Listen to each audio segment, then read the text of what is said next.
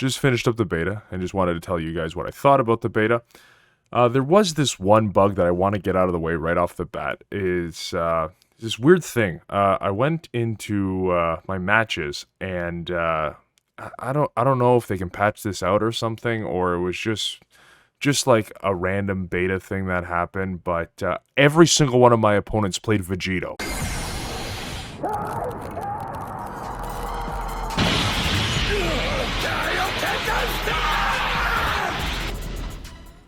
Let me just come out here and say the beta was super fun. I didn't really have too many issues.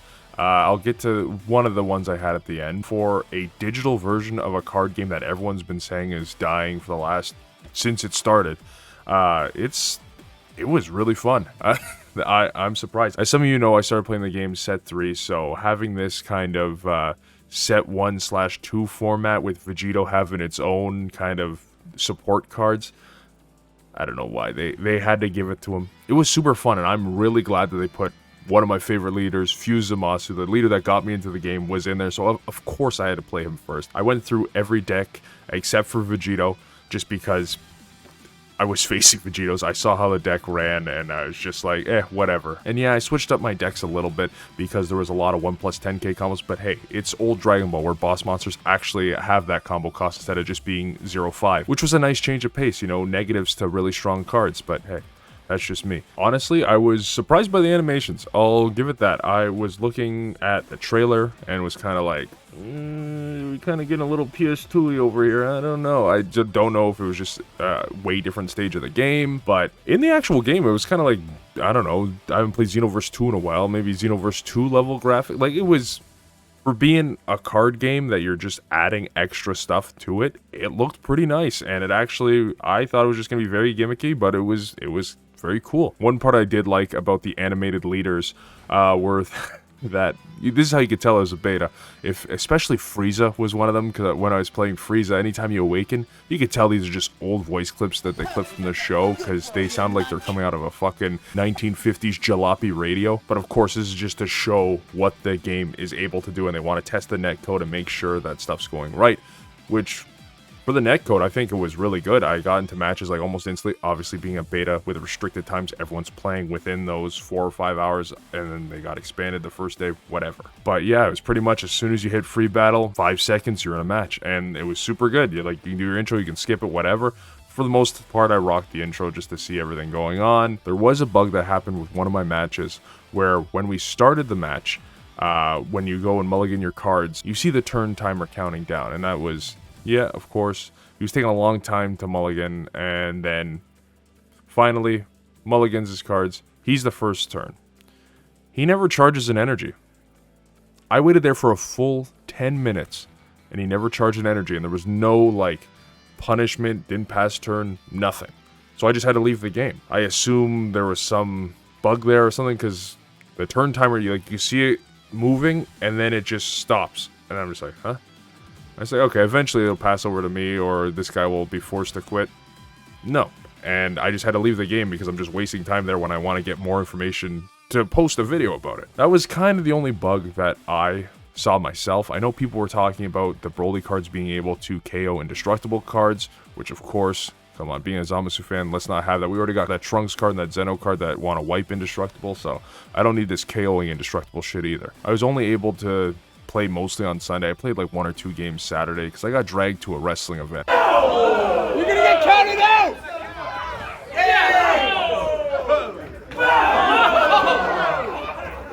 No! You're gonna get counted out, man! 10 or 20!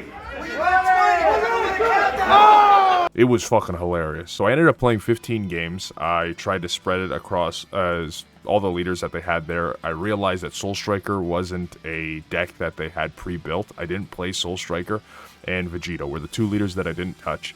But I started off with Zamasu. Super fun. I'm glad they made him ginormous when he awakened. It was just like this disgusting green and purple amalgamation. Perfect. This is what I want. And then I went on to Broly. After that, Golden Frieza, which... Jesus Christ. I thought Broly was a hand control deck. Nah, the way people are playing in the beta Golden Frieza, I felt like I had 90 cards in hand and my opponent had 2. And it was just, I was at 4 life and they were at 8. And it was just basically kill them in one turn once they have no resources and slowly whittle them down. It was definitely annoying for the opponents, but it felt great. As for opponents, I think the grand total was 1 Vegeta, 2 Soul Strikers, 2 Brolys, one of them was the guy that quit the game on me, and 10 Vegetos.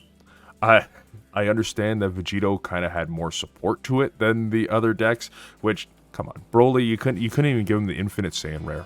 I know the new field might have been a little busted, you can awaken yourself and go nuts, just give him the Infinite Saiyan Rare, just so that he can find the field instead of that 2-drop dogshit Paragus. The cool thing, if you gave Broly the Infinite Saiyan Rare, then you can check if the game's working properly with the discard effect, activating an extra card from the deck, pulling 1 to 2 life where you have the option with both, which they were pretty good for looking at up to 7 cards on the top of your deck with that 3-drop Goku. And I do wish there were some Overwhelm cards to showcase the Overwhelm mechanic, make sure that it's going to the drop at the end, which I know is a lot simpler than Netcode stuff, which is the #1 purpose of the beta, and then you have the bugs that they will have to iron out that they haven't seen in playtesting as well too. Having way more people playtest helps with the little things like that, with the indestructible KO stuff. What the fuck. I think out of all the matches I won for the most part, besides that one I had to retire because the guy didn't play. It didn't play and there was no punishment there. And there was one guy that beat me with Vegito while I was Zamasu, and he got me good. He was playing a little bit, I'm just like, oh, this guy's probably newer to the game and what's going on. But he got me to 3 life, and then he went with the triple strike because he knew I only awaken at 2. And I'm just like, fuck, I have all 1Ks in hand, which was great to see. It was great to get clapped in that classic sense. A lot of my opponents, they were doing some weird stuff like swing with super combos or over comboing when I'm swinging at their life while they still have like 8 life. If I was swinging with 15k with my leader, they'd only combo up to 15k with their leader and still take the damage, which is really good to see. I know a lot of people are like, what the hell are you talking about? It means there's new players that are trying to play this, or returning players that only played in set 1 and stuff and forgot a lot of the rules of the game. It does kind of mean that they either didn't pay attention to the tutorial or the tutorial didn't make enough sense, so that might need to be addressed. But besides that, it was really awesome seeing that people are going in and just playing. That's super good to see, and I hope that continues on when the digital version finally comes out and have more people play the physical card game as well. With this whole beta as well too, kind of bringing it back to these older leaders and this older format, I think it sets up the point where people were scared that there's going to be an older format, we're not going to have any new cards, it's going to be boring as hell. I think everyone had a lot of fun, at least from like the Dragon Ball discussion group on Facebook. A lot of people are talking about it, like, maybe we should have these older formats that we can play. Maybe that's not the main format of the game, but at least you go into tournaments and participate with these older decks. I honestly was in the boat that I was just like, I want to play the newer cards, kind of better for stream, so I can interact with my stream more. I don't have to worry about someone on a webcam, I'm talking over them or anything like that. So that's what the client most excited me for, but having an older format as well too, just playing 2 different versions of Dragon Ball, I'm down for that as well. They did release a survey after, and like I said, if you played the beta, please go do the survey and give them your thoughts so that they know what to change in the game. But there was one mention of digital-only cards where they'd have their own effects, which I don't know if I'm too much of a fan of. I want to keep everything pretty much consistent between the game, but if we're going to have a completely different format, then that just makes sense. Like Hearthstone, where they have cards that pull stuff out of the deck that you don't have. I don't know, they could do something like that, which would be cool, but I want to keep it as close to the game as possible, even if it's not the same era that the game is currently in. It helped because that would help bring people more to the game. But if they make these digital cards more fun and that hooks more people into the physical game, then I just want to play more Dragon Ball and I want to stream more content. That's what it is. And I went this whole time without even mentioning the music. The music slapped. Even just the login music, that's what's playing under this video right now. Don't tell Bandai. It was...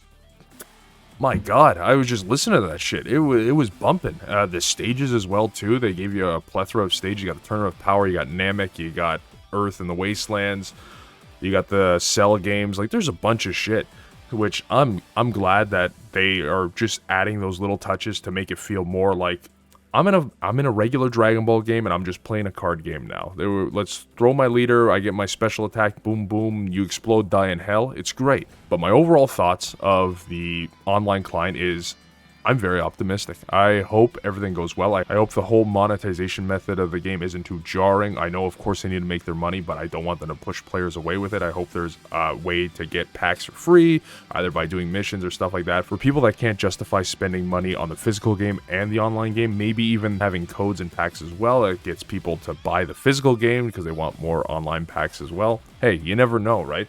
It's a way for people to also discover the online game and kind of do this feedback session where, oh, what the hell, there's a physical game to this? Oh, what the hell, there's an online game for this? And that's the balance that we want to work in. With all that being said, I'm very optimistic and seeing what Bandai can do with this entire game. I think the team behind it is doing a great job. I know, of course, there's still some bugs that need to be ironed out, but that's what a beta test is for. So I hope they take their time, get everything done right, and we have an amazing game on our hands. With that being said, thank you guys so much for watching. Of course, if you haven't already, please subscribe. It helps the channel a lot. I'm super excited for this game to come out just so I can stream it because I'm a selfish piece of shit.